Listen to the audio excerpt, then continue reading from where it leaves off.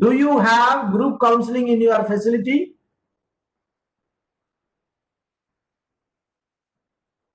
Nobody speak.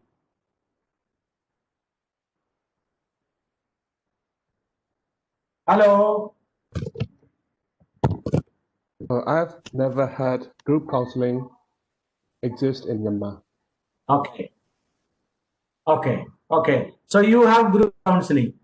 Okay. Now, the objectives of this particular module is just to know what is the process of group counseling, certain issue, task involved in preparing a particular group, the structure of the group session, and uh, avoid leader-centered groups. Also, how to manage the disruptive behaviors of groups.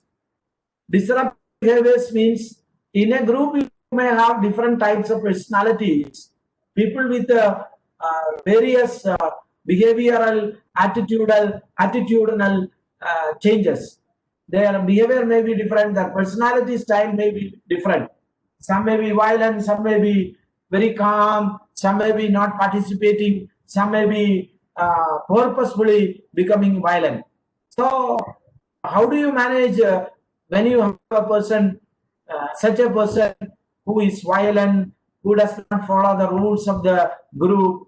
How are you going to manage this disruption made by or created by that particular member? So altogether, what we are going to learn in this particular curriculum is how to prepare, what are the tasks involved, what is the structured group therapy, how we should avoid and why should we avoid leader-centered groups, and how can we manage a disruptive behavior in the group. Now, preparing clients for group. You see, imagine that you have a 30 participants, 30 clients in your treatment facilities. How many groups will you have with the 30 participants? I mean, what should be the maximum number of participants in a group counseling? The other day we discussed. Do you remember? What should be the maximum number or the range of numbers for a group counseling? 15. Yes, you are right, sir. Yeah, you are right, sir. 8 to. So you should not have more than that. And this is not a mere group counseling is not mere group discussion like a political party is having. It is something therapeutic. Therapeutic treatment. We are trying to bring out positive in every client and negative in every client. So when we prepare a group, that means before we start a group, we must explain or clarify what we expect from each member. What is the program? Oh, sorry. I stop and then share again.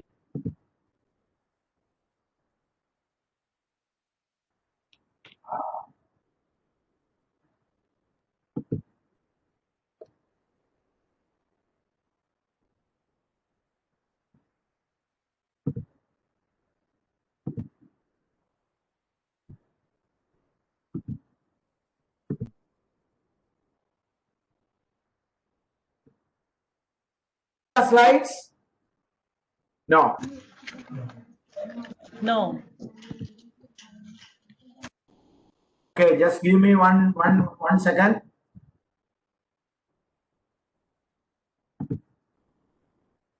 Can you see now? No. Just wait, just wait. Please wait.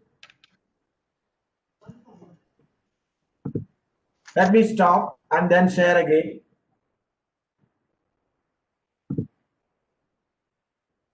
Oh.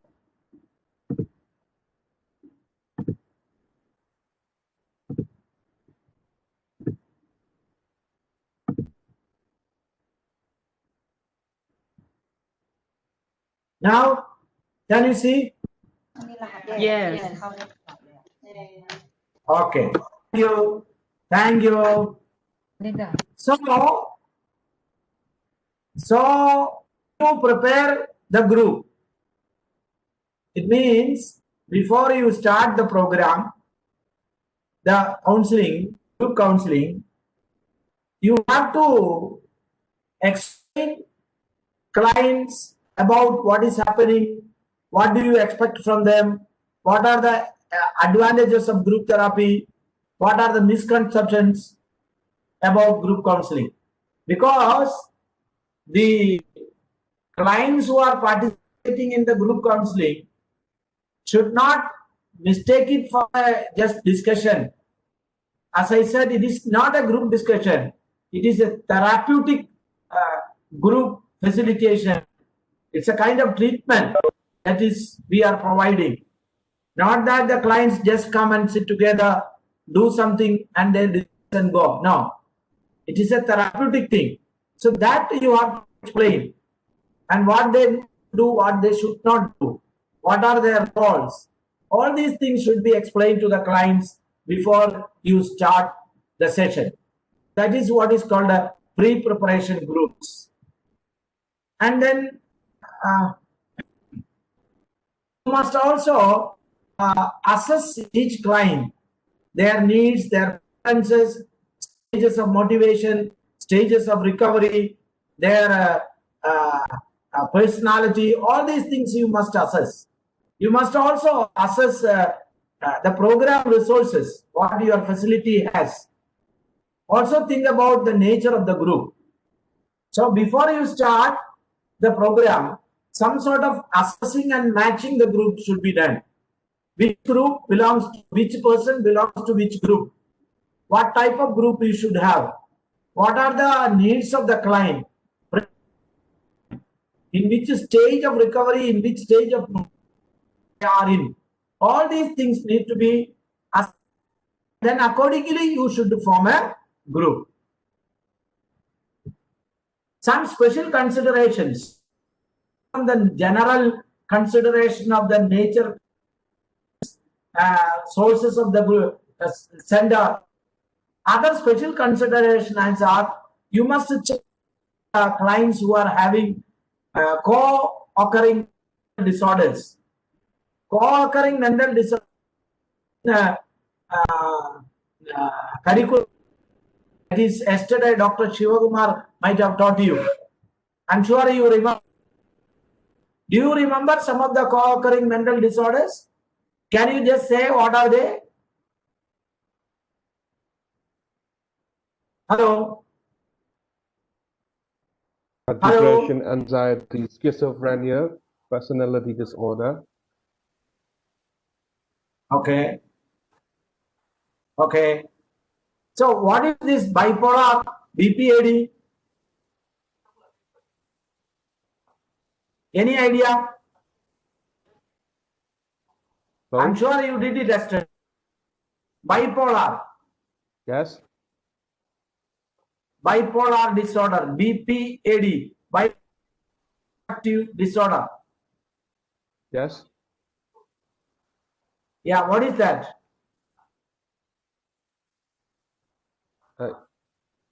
Bipolar patients have alternating low mood and high mood. Oh, very It's a good, swing. Dr. Arka. Yeah. Yes, it's a swing between depression and mania. Very good. It's a kind of swing. Actually, it is called a mood change. There are two poles. That is depression and then mania. People who are manic are generally active. They talk high, they speak more, they are hyperactive. People who are depressed, they remain inactive, they are keeping aloof from social life, they may not be participating properly. So, when you prepare a group or match a group, you must think about these sorts of mental health disorders. What happens if a person with mania symptoms of mania, joins your group, he may monopolize the group because he can talk any topic. People, those who are manic, they can easily speak. They have a gift of gab.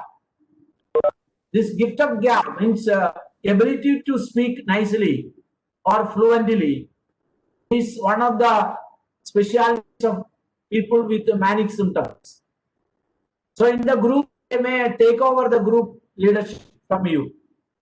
They may say something, they may divert the subject, and that will fail the spirit and purpose of the group. Take an example of depressed person. A depressed person may not open up. Usually don't open up. So he cannot participate, does not participate properly.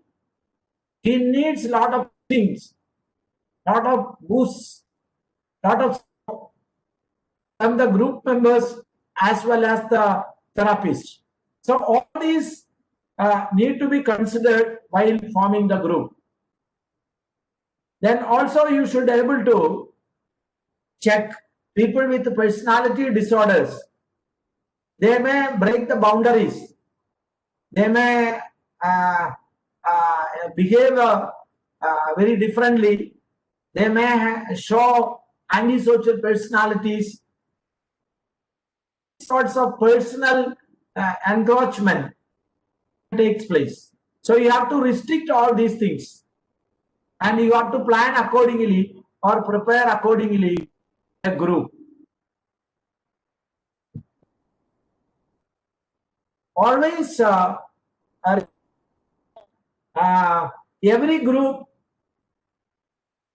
does not belong to all the group. That means there are certain people, they can only belong to a group. Particularly people who are trauma, say tsunami time, a lot of people trauma. Now during the, of course, COVID has become a universal disease. I mean, it has spread around the world, but still some people are experiencing high level of trauma. So what we have to check, and then we have to create a homogeneous group. A group where almost all people have homogeneous nature. We should not put together all these kinds of people. People with antisocial personality, people with disorders, trauma, sexual abuse. If we put them together, that will create issues, and that disrupt the very smooth function of the group counseling, and it will not serve the purpose of the group. So all have to check in mind and make sure that if a client chooses not to participate in a group, should not criticize or penalize it. What does it mean? You have 15 clients. You plan a group. And when you start the group counseling, one particular client does not come for group therapy. What do you do? You go to the room, call him, you shout at him, you give him some punishment, which is not right. We should not punish or we should not penalize people who are not interested in participating in the group counseling. I have experience with the therapeutic community. In therapeutic community, they have some practices that if a client does not participate in day-to-day activities, he is given a kind of punishment, and this punishment is decided by the group members, mean the clients themselves. These sorts of practice is not right and will not serve the purpose, and therefore please make sure that you shall not criticize or penalize people who choose not to participate, who are not willing to participate. And then always access the function of the group, access the stages of change, and willingness to participate. That is, when you prepare clients, just ask them, is the person is able to attend the group function? What do you mean by able to attend the group function? Able to comprehend the topic, able to clear, able to participate in games and activities of the game. So this is very important. Also assessing the change, stages of change.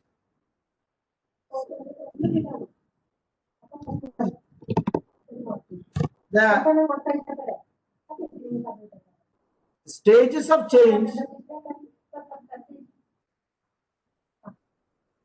What are the stages of change? Do you remember? We just did.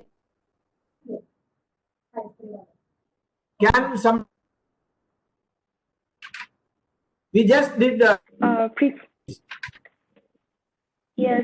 pre-contemplation, contemplation. Okay. Okay. Preparation, action. Okay, let me know whether maintenance or termination or relapse. And between the maintenance and between maintenance and relapse, there will be some relapse. Okay. Termination. Yes. Okay. Yes. Actually, Prochaska, who described stages of change, are pre-contemplation, contemplation, preparation, action, maintenance, and recurrence. This termination is speaking all about terminating the follow-up methods or continuing care system and goes back to the relapse. So these are the stages of change. So what does it mean? You have to assess the stages of change when you prepare the group for the group work. What does it mean? Can anyone say?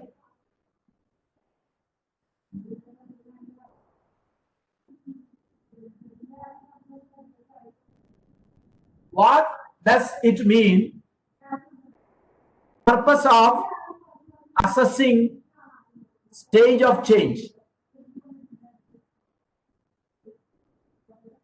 I think. Can anyone say? Participation strategies may be different upon the stages of change. Okay. Yes, exactly. You are speaking the right word. The strategies for each change of motivation differs. So the strategy that you may use in your group counseling needs to be in accordance with the client's stage of motivation or stage of change and his status of mind. If you are using a strategy for a primary drug user, what I mean primary drug user, primary drug dependent person, a person having only the problem of drug use. Whereas if you are handling a group of people with secondary drug abuse and primary mental health disorders, then the strategy might be changed. To be very clear, people with mental disorders needs to be treated differently than people who have no mental disorders. Of course, SP itself is a mental health issue, but that differs from other mental health issues. Example, if a person with mania is attending or is participating in your group, the group approach must be different. And that is why you are assessing all these things, the stages, the willingness, ability of the group as a part of the preparation. Professor. Hello? Hello? Can I ask you a You have question? any doubts? Yes. Yes, please. Can a group Yes, sir, please. Can a group contains a variety of patients who are in different stages of change? Okay, you mean can we have participants with the different stages of change? Change. Yes, yes. That's my question. Yeah. Your question is good. Theoretically, I would say we involve the clients who belongs to the particular stage of change. That you in a treatment facility, all the people who are participating are in the actions, because in the action stage only they undergo treatment, and that is where we are providing all these therapies. But in some cases in the facility we may have a person in the pre-contemplative stage because he was referred by the court, forced to take the treatment, but he is not motivated and he is still in the pre-contemplative stage. In the action stage group is theoretically good, because this in the pre-contemplative stage can negatively influence who is motivated, or in other words, he can demotivate. So better not to include him in a particular group. However, sometimes it is a practical issue, because you can have a separate group counseling with one or two clients who are in the pre-contemplative stage, where all others are in action stage. So that is a practical issue, but theoretically it is not advisable to include this mixing of these people with different stages of change. That is why we are assessing the stage of change. But when we do the practical things, assessing the stage of change will help us to handle that people. Maybe we can give a special attention to that guy who is in the pre-contemplative stage. Maybe the therapist will take care of that person's experience sharing or disruptive behavior and make sure that the group sessions goes smoothly. Arthur, did I make it clear? Yes, Professor. Thank you, Arthur. So let's go ahead. In a preparation, we must always say how they share it. They should not compare it. The benefits of group counseling to be told. Group has to be structured and how it is to be structured. The issues to be addressed in the group. All these things to be specified, very clearly told. Recognize and affirm client's expectations. Whenever a client speaks about his expectations, affirm it positively. Try to reframe his fears. What does it mean, reframe his fears or address his fears? Example, in a group of 15 clients, when the group counseling is going on, clients may share their personal life. Many willingly, but with a lot of apprehensions about it, may not share it. So what you have to do? You have to clear his fears, address concerns that the chaos in the group shall not be to other group outside the group. So that fear or concerns of members have to be reframed clearly. Otherwise, what will happen? Clients who are having these sorts of tensions about their confidentiality maintenance will not share their life, and that will in some way or other way disrupt the group functions.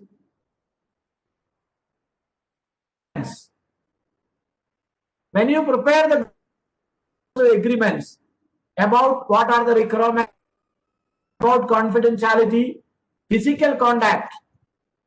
Example, if you are having a group,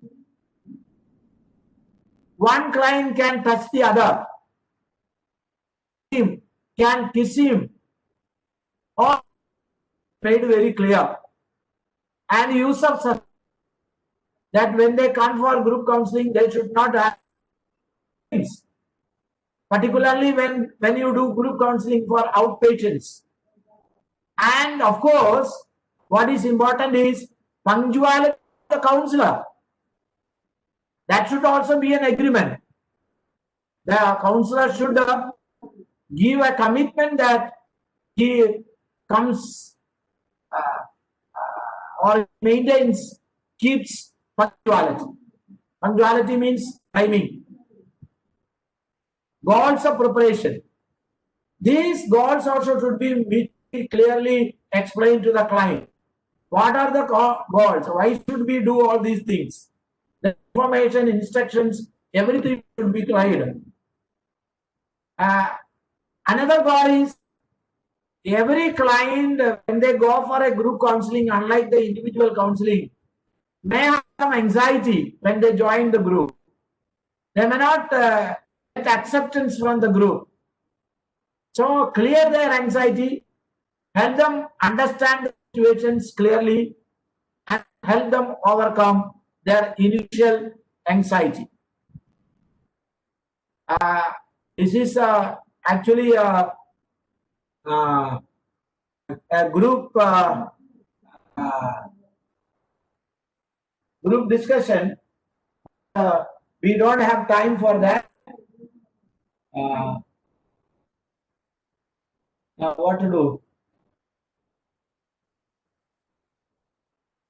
Let me think what we can do. We have only a few minutes to go. So let us not do the group exercise.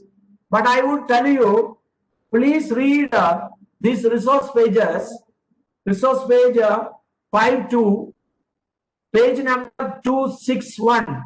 Sorry, 267 in your participant manual, and also resource page 53 of your participant manual 268. Please read whenever you get time. Get to know how this group preparation is done, what needs to be careful, how to be done. Since we don't have time, we are not continuing. So many groups, general types of groups, static group and revolving group. Static group means the group members will be the same throughout the duration. That means today you have 15 members, say A, B, C, D, E, F, G. All those A, B, C, D, E, F, G, that names shall remain throughout the treatment same. They won't have a new member to the group. That means they come in group, and it is a kind of particular group having meeting or a treatment at the same time.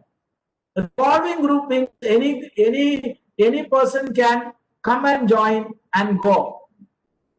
Today there were 15 people, and one person left will be leaving tomorrow, another person leaving day after tomorrow, and another tomorrow and day after tomorrow. Then leave and join whenever they want. That is called revolving group. So static group, revolving group. Time limited groups. Time, you fix a number of sessions when you start the group. Say you have 10 members. You tell the 10 members, okay, we are going to have a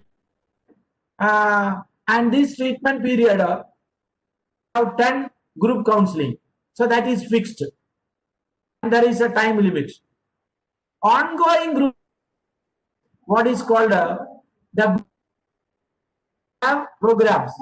It has no restriction on the number of the sessions of the group. Another is process group and oriented groups. The content oriented group, process oriented and content oriented. Process oriented group, content oriented group will always education and skill training. Example, I say the process content oriented always have a certain fixed educational topics to talk. They have to learn skills like problem solving, assertive skills, negotiation skills. All these skills they determine and they fix and they follow that. That means they have a specific content. Whereas process group, that interaction going on and it has no specific identified topic. They can talk anything. They are only interested in the whole group process. That is what is called a process oriented group. Membership. Membership is left to the agencies. That means the agency can decide which group they want. They can think about the timing. They can also think about whether they have a content group or process oriented group.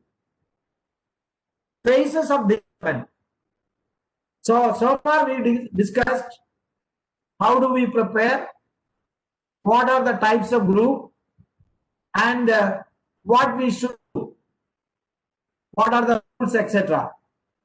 Now we are talking about the phases, the steps in group. Generally, a group counseling has 3 phases: beginning phase, middle phase, and end phase.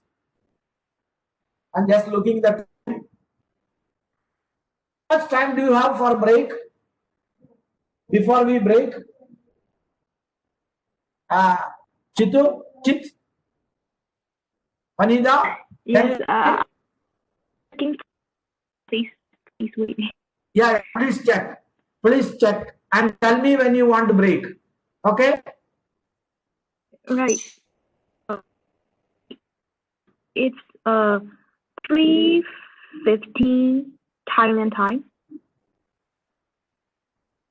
Okay, that means you have 20 minutes. Yes. Yeah. You have 20 minutes more. How much? I don't know how much. Tell me. Because it's calculating. Yeah, 20 more minutes. Am I right? Hello? Okay. We have 20 more Yes, for 20 this minutes. session. Yeah. We will break after 20 minutes. So, since we don't have time, please remember, this module we take a long time to discuss. Since it is a walkthrough, we are hurrying. Please forgive me for the, because I am going quickly. Because we have to go only then we will cover up the whole content. So now we are discussing about phases of group development. How do we conduct the group and what are the phases? There are 3 phases: beginning, middle, and end.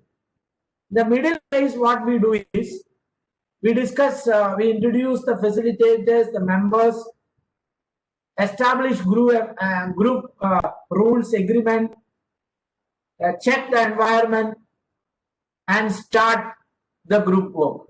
That is the beginning. So beginning phase is explaining the norms of the group, arranging the whole therapy. The middle phase is very important. All the phases are important, but middle phases is we have the real discussions. The group members involved in what should be, how to handle resistance, how to keep group focused, healthy interaction style. All these things are focused in the middle phase. So the activity phase, and the end phase is ending the whole discussion, acknowledging any sorts of feelings of the client. If something went wrong during the session, that is acknowledging, and a kind of reconciliation among the group members is done. I mean to say, if some client got hurt by the other client, everything is settled there before they end the group. Any sorts of violent behavior or physically crossing boundaries or any such untoward incidents happen, those things need to be settled before you conclude the session. And at the end, the therapist summarize the whole thing and then finishes the counseling session. So the counseling, group counseling takes place in 3 phases. That is the beginning phase, middle phase, and end phase. Middle phase, we explain the rules, introduction, etc. Sorry, beginning phase. Middle phase, the activity is happening, and the end phase, the closing phase, they put the experience sharing, and if anything untoward, anything that happened between the or among the clients that is not of group ideal, then that is being settled. They do not go out of the group, or they do not dissolve the group without solving these issues, and then just finish out summarizing. Intentionality. See, we have to finish before we go. Intentionality in counseling. This is a very important point. Counseling in intentionality means the intent with a purpose. If you do counseling, is called a intentionality.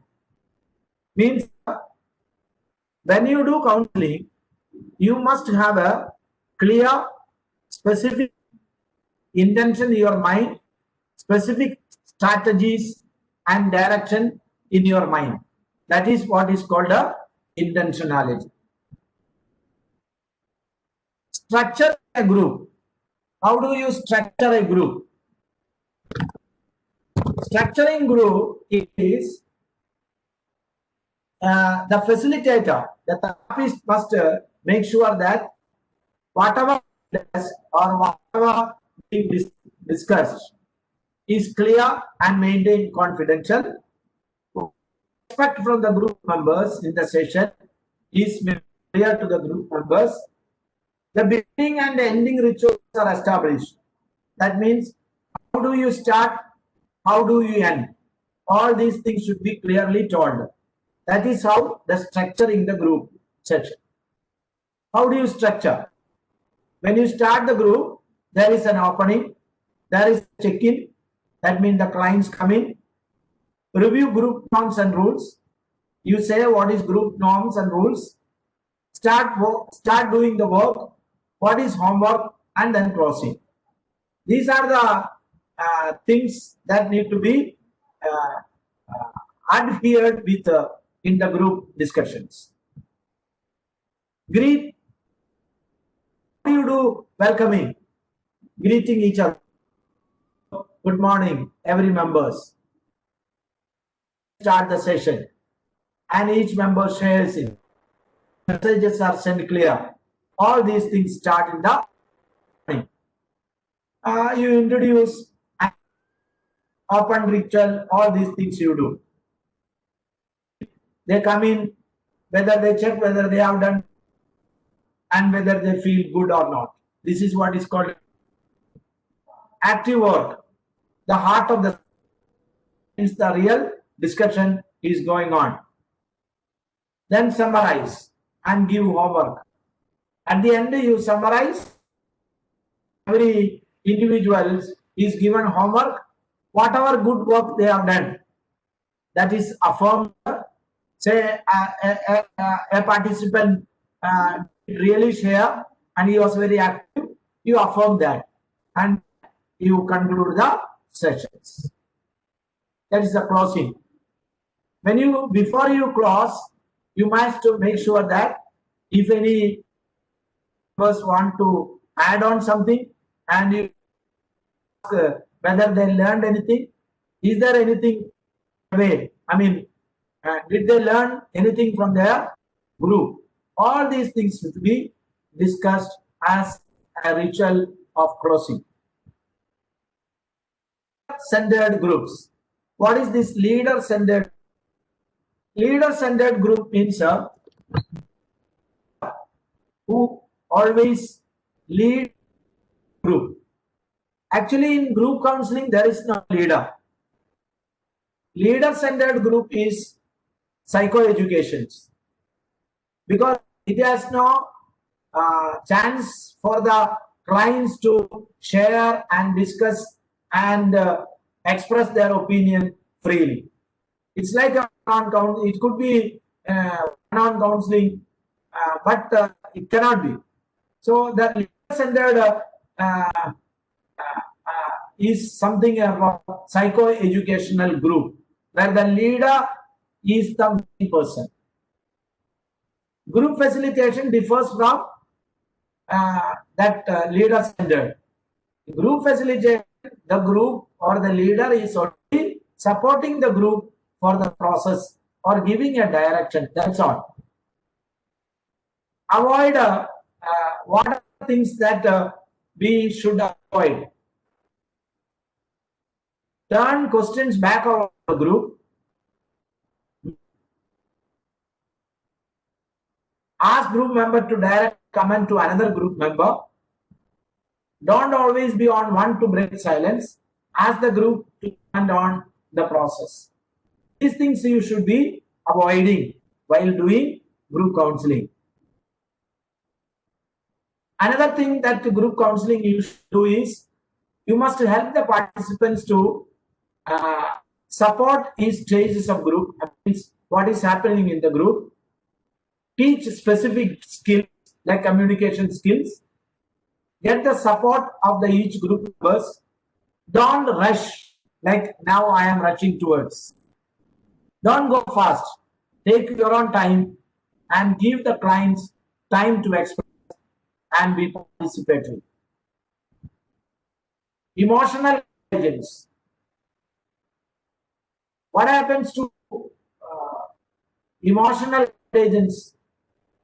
You see, when they share or when they participate in the meeting, because of the unexpressed emotions, these clients can start crying.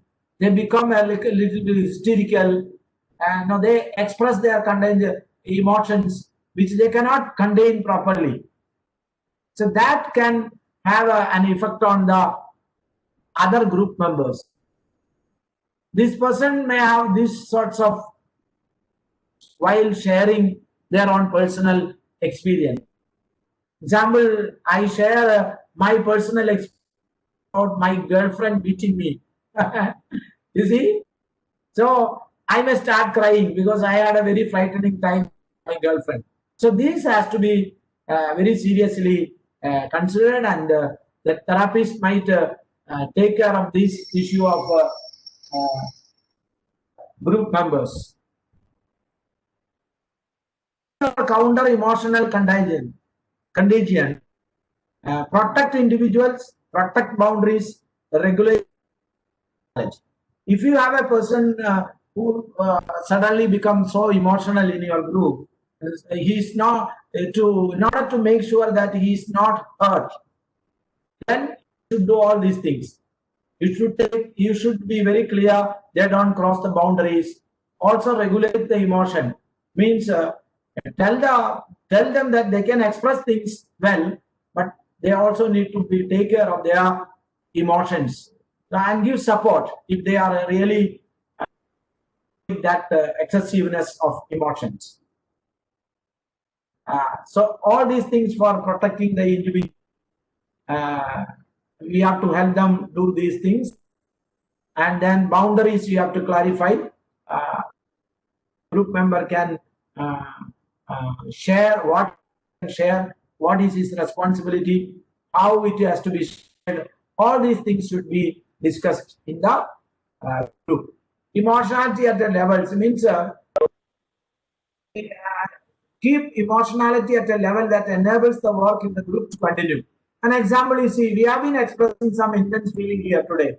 To prevent us from overload, it might be valuable to stop what we are doing and try together to understand what is happening and where all these powerful feelings come from. When it happens, you try to find a time to help him contain his emotional issues by expressing the overloading of emotions.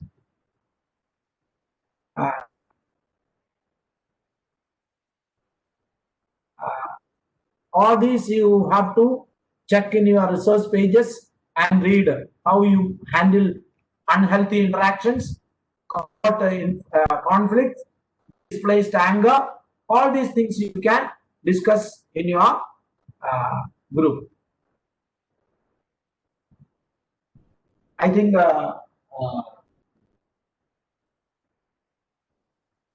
we will have a break and then we will come back, and if we have clarifications, we will do that.